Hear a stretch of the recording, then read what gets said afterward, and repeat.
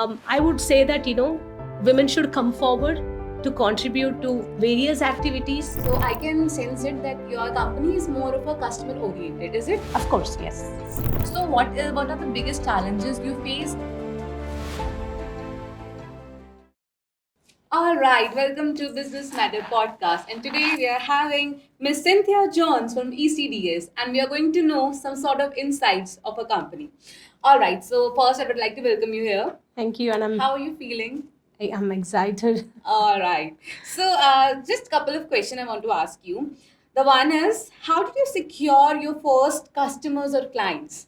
Understanding currently what is critical to the quality the client is looking at and giving product exactly according to that. Also, giving more services like 2 extra site visit.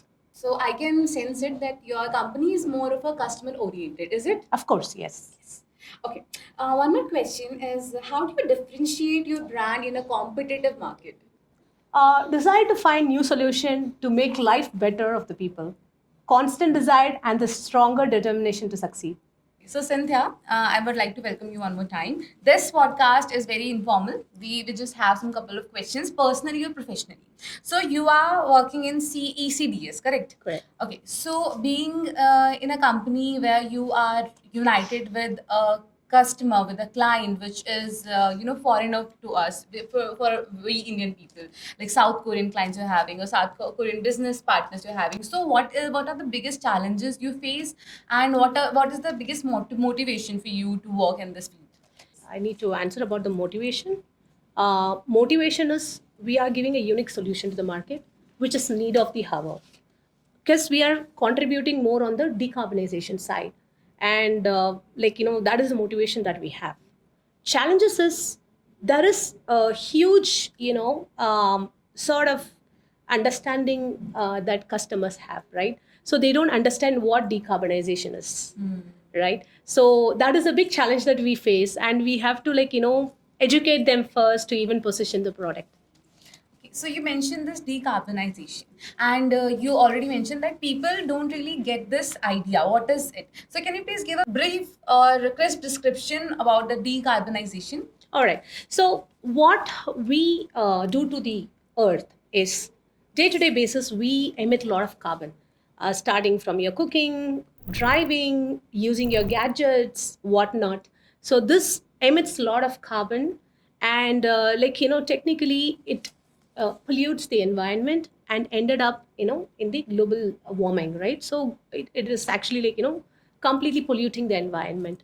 So what decarbonization means is you extract out the carbon from the environment, so that when you talk about the carbon dioxide, so it's two components, carbon and oxygen, right? Yes. So when you split out carbon from the oxygen, then again you get the oxygen. Yes. So that is called decarbonization.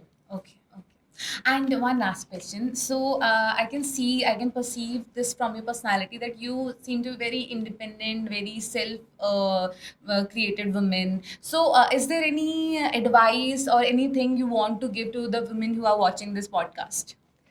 On what regard? Like in career wise, what should be their motivation to work in this industry where you are, because right now every person has some different interests, but nobody thinks about the carbonization, the environmental factors that we are affecting day by day. All So right. you are in this industry, so what do you want to say to the women who are watching this? All right.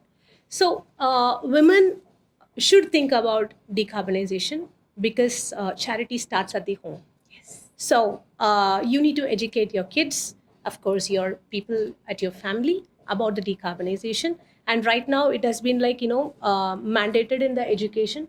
So even kids learn about it, how to do the, what is all about decarbonization. And they have a fair bit of understanding of it, right? So I would say that, women should come forward to contribute to various activities, understanding the decarbonization goals, and also understand what are they doing to the environment, right? That is more important than giving the solution. So initially, to prevent or reduce the carbon, technically it is not possible in the day-to-day life, but then to understand how we can reduce, or how we can contribute to that by giving sort of growing trees, or like bringing some natural initiatives. On top of it, of course, you have to go for our products as well. It is very unique in the market, right? So it does the work of a tree, that you cannot plant trees everywhere. All right. Thank you so much for this wonderful podcast.